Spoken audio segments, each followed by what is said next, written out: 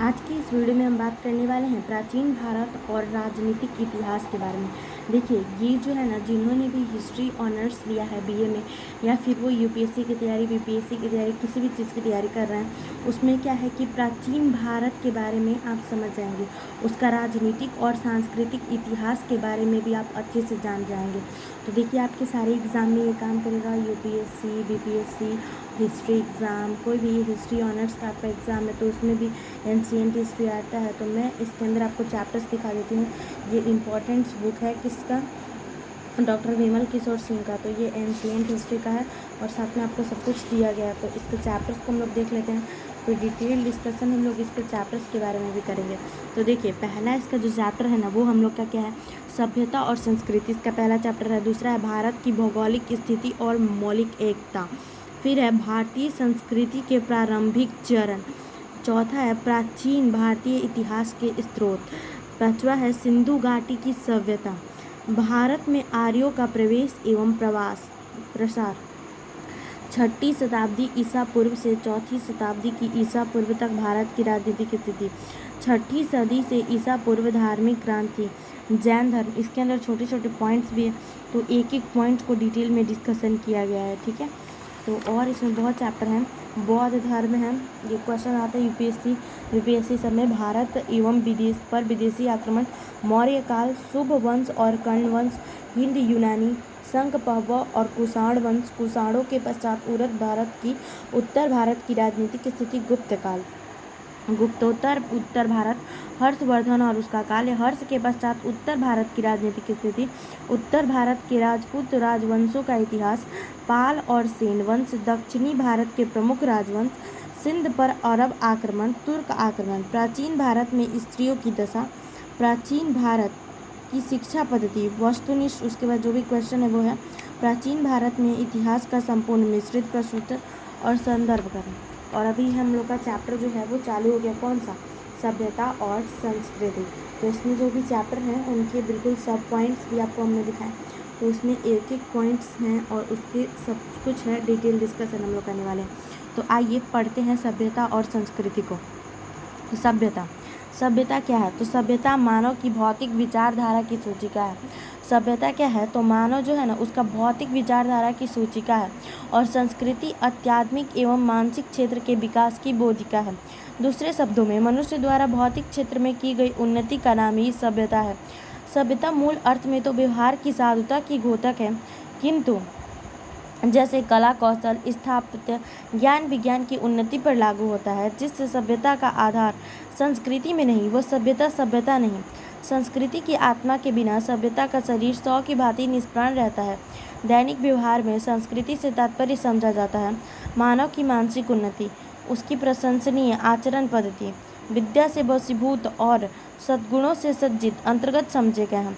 सभ्यता और संस्कृति के अर्थ के विषय में सामान्य लोगों की धारणा से अलग हटकर विद्वानों, भाषाविदों और विशेषज्ञों और इतिहासकारों का मत है, ठीक है। अब विभिन्न मत कौन कौन से हैं, विभिन्न मतों के साथ सभ्यता और संस्कृति का अर्थ। सभ्यता और संस्कृति शब्द का प्रयोग व्यापक अर्थ में किया जाता है। प्रसिद्ध नरविज्ञानी डे टाइलर ने सभ्यता और संस्कृति को पर्यायवाची शब्द माना है। टाइलर के मतानुसार सभ्यता और संस्कृति वह जटिल तत्व है जिसमें ज्ञान, नीति, कानून, रीति रिवाज तथा दूसरी अन्य योग्यताओं और आदतों का समावेश है जिन्हें मनुष्य सामाजिक प्राणी होने के नाते प्राप्त करता है। टाइलर की भांति हर्ट्ज़कोविट्ज़ भी यही मान्यता है कि सभ्यता और संस्कृति एक दूसरे के पर्यायी है। संस्कृति के लिए एक शब्द परंपरा और दूसरा शब्द सभ्यता है। टाइलर और हर्ट्ज़कोविट्ज़ के विपरीत ब्रानिसाला मानिस्का सभ्यता एवं संस्कृति को पर्यायवाची शब्द नहीं मानते। उनका मत है कि सभ्यता और संस्कृति को अलग अलग शब्द मानकर उनका प्रयोग भिन्न अर्थों में किया जाना चाहिए।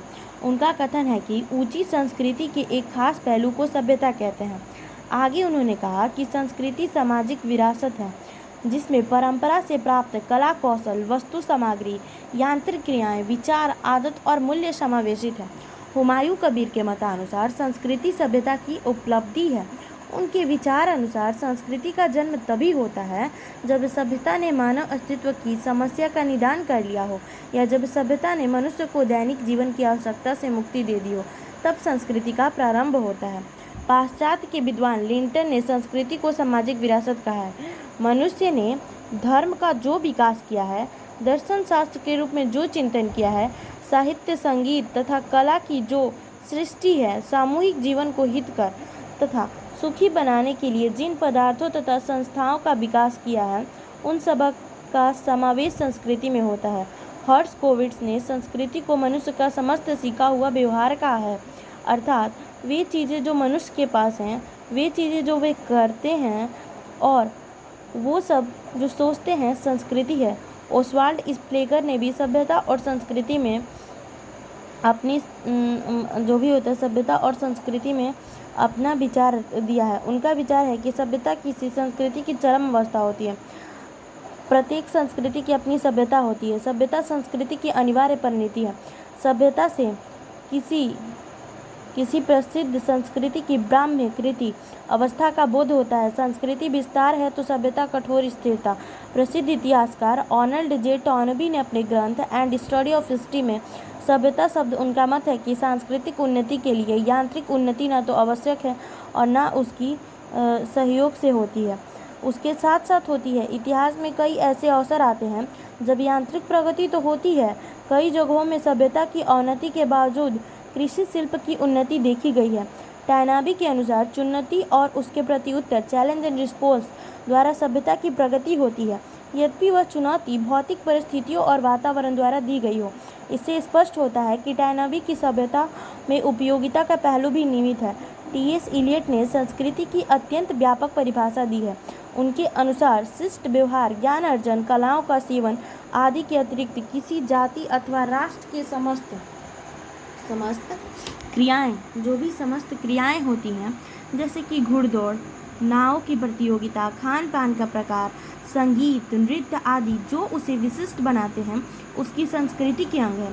कुछ विद्वानों के विचार में संस्कृति वर्गमूलक है। दूसरे शब्दों में कहा जाता है कि संस्कृति का विशिष्ट वर्गों से गहरा संबंध है। अपने विकसित रूप में संस्कृति के तत्व विभिन्न वर्गों के जीवन से संबंधित होते हैं। किसी व्यक्ति की संस्कृति समूह या वर्ग की संस्कृति पर और समूह या वर्ग की संस्कृति उसके पूरे समाज जिसका वह अंग है उस पर निर्भर करती है। संस्कृति को आक्रांत करने का यह प्रधान मार्ग परिवार या पारिवारिक जीवन है। संस्कृति के विकास में परिवार की महत्वपूर्ण भूमिका होती है। परिवार ही मुख्य रूप से व्यक्ति को खान पान, रहन सहन और शिष्टाचार की शिक्षा देकर उनमें विभिन्न गुणों का विकास करता है। संस्कृति के निर्माता शिष्ट जनों का प्रादुर्भाव परिवार से ही तो होता है। सुप्रसिद्ध विद्वान रेडफील्ड ने संस्कृति की परिभाषा देते हुए लिखा है कि संस्कृति से हमारा अभिप्राय परंपरागत समझबूझ के संगठित समूहों से है, जो कला एवं कलाकृतियों से परिलक्षित होता है तथा मानव समूह की विशेषताएं प्रकट करते हुए परंपरागत रूप में मान्य होता है। इस प्रकार संस्कृति अर्जित विशेषताओं का एवं व्यवहार के प्रति प्रतिमानों का योग्य है, जो व्यक्ति एवं संस्था द्वारा आने वाली पीढ़ियों को हस्तांतरित कर दिया जाता है। मुनि श्री विद्यानंद जी संस्कृति को समाज की आचार संहिता मानते हैं, क्योंकि बिना संस्कृति के समाज रचना की कल्पना नहीं की जा सकती। वह समाज जो मार्गदर्शन कराती है और अयुक्त स्वेच्छागामिता से रोकती है, साथ ही वह अपनी विशिष्ट संपत्तियों से उसे विभूषित करती है। कहना चाहिए कि संस्कृति समाज तथा व्यक्ति को सुधारती है, संवारती है और उज्ज्वलता प्रदान करती है। आत्मधर्म का जागरण संस्कृति के पावन प्रभात में होता है। युग युग में जिन आदर्श आचारवान महापुरुषों ने वाहन गंभीर ज्ञान सागर के मंथन से जिन शाश्वत मूल्यवान मणिरत्नों को आविर्भाव किया, उन्हीं के संस्कृति कोश को समृद्धि मिली। वे सांस्कृतिक मणिरत्न समाज के आचार में व्यवहार में इतने तद्रुप हो गए कि उन्हें अलग से ग्रहण करने की आवश्यकता नहीं रह गई। संस्कृति के बाह्य पक्षों को ही सभ्यता कहते हैं। यह समाज के रहन सहन, वेशभूषा और व्यवहारों का पर्याय है। मार्क्सवादी विचारक संस्कृति को वर्ग की वस्तु मानते हैं। क्या मानते हैं? वर्ग की वस्तु और कुछ अंश तक प्रगति के संबंधित करते हैं। मार्क्स और उनके अनुयायियों के अनुसार संस्कृति का संबंध सामाजिक चेतना से है और सामाजिक चेतना के परिणाम स्वरूप उत्पन्न सांस्कृतिक सामाजिक सत्ता पर निर्भर स्वरूप निर्धारित होते हैं। इन सभी संबंधों या वर्गों से समाज के आर्थिक ढांचे का निर्माण होता है और यही आर्थिक ढांचा वह मूल और वास्तविक आधार है जिस पर राजनीतिक और वैधानिक ढांचा निर्मित होता है। इससे सामाजिक चेतना के रूप निश्चित होते हैं। संस्कृति इसी सामाजिक चेतना से संबंधित है। दूसरे शब्दों में कहा जाए कि उत्पादन पद्धति, जो भी हम लोग की उत्पादन पद्धति है और उनसे उत्पन्न सामाजिक संबंध ही संस्कृति की आधारशिला है। समाज के जिस वर्ग का उत्पादन के साधनों पर अधिकार होता है, उस समाज की संस्कृति पर उसी वर्ग के आदर्शों की अमिट छाप पड़ती है। वर्ग के अधिकार और सत्ता में परिवर्तन होते ही संस्कृति भी परिवर्तित हो जाती है। मार्क्सवादी विचारधारा के अनुसार आर्थिक पद्धति ही संस्कृति का प्राण है। संस्कृति के विविध अंगों का विकास इस प्रगति की अनुषंगिक परिणति मात्र है। संस्कृति परिवर्धन और प्रगति पर निर्भर करती है। किसी संस्कृति को उत्पन्न करने वाला वर्ग जब तक स्वयं प्रगतिशील रहता है, तब तक ही उसकी संस्कृति भी प्रगतिशील रहती है।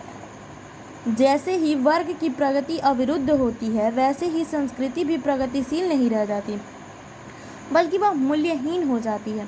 उदाहरण के लिए, जब यूरोप में बुर्जुआ वर्ग ने सामंतवादी व्यवस्था का अंत कर दिया, उस समय बुर्जुआ वर्ग की संस्कृति प्रगतिशील थी, परंतु पूंजीपति वर्ग अधिक से अधिक संपत्ति का उत्पादन करने की स्थिति में नहीं रहा और अप्रगतिशील बन गया।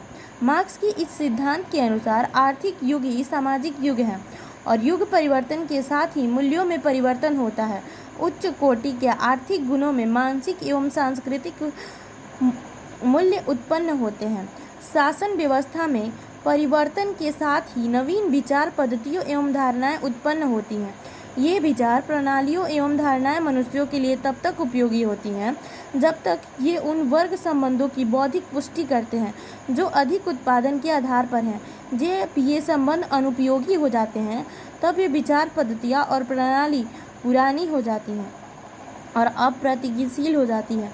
इससे यह निष्कर्ष निकलता है कि समय के साथ मानव की प्राचीन विचार परंपरा विच्छिन्न हो जाती है और इस प्रकार विच्छिन्न होकर ही मानव जाति प्रगति के पथ पर अग्रसर होती है। जब तक समाजवादी समाज की स्थापना नहीं हो जाती, तब तक विच्छिन्नता जारी रहेगी। जब तक हम लोग समाजवादी की नहीं कर लेते, तब तक हम लोग का समाज क्या रहेगा? तो विच्छिन्नता हो जाएगा।